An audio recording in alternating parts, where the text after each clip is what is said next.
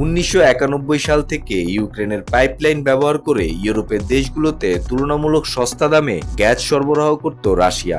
Moscow আর কিয়েভের মধ্যে 5 বছরের গ্যাস ট্রানজিটের যে চুক্তি ছিল, নতুন বছরের প্রথম দিন থেকে তা অকেজো হয়েছে।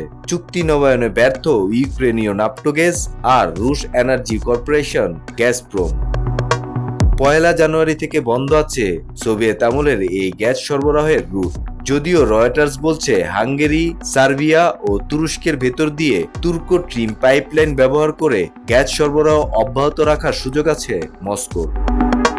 মস্কো থেকে সস্তায় গ্যাস কিনতে না পারলে আবারও ইউরোপের দেশগুলো বড় ধাক্কা খাবে।